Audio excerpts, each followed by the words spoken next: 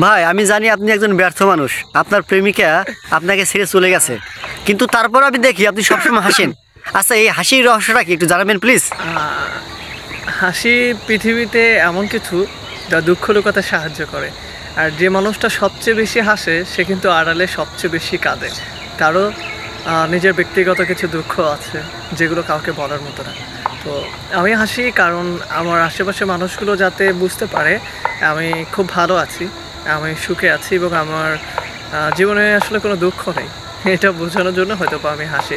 আর সত্যি বলতেও আমি দুঃখ পেয়েও হাসি, কারণ হাসতে খুবই ভালো লাগে। আমার খুব কষ্ট হলেও হাসি, আমার একটু কষ্ট হলেও হাসি, আবার আনন্দ হলেও হাসি। আচ্ছা, যে মানুষটাকে আপনি পাগলের মতো ভালোবাসেন সে আপনাকে হুট করে ছেড়ে চলে গেল, তার কি একটু মায়া নেই আপনার প্রতি? আচ্ছা দেখেন, ভালোবাসা হচ্ছে একটা অনুভূতি।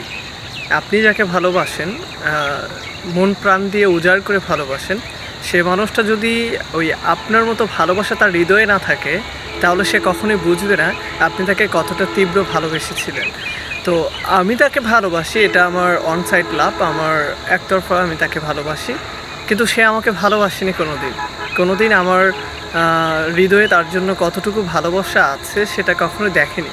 তাই স্বাভাবিকভাবেই সে কখনোই বুঝতে পারবে না আমার তার প্রতি ভালোবাসাটা কতটা তীব্র ছিল।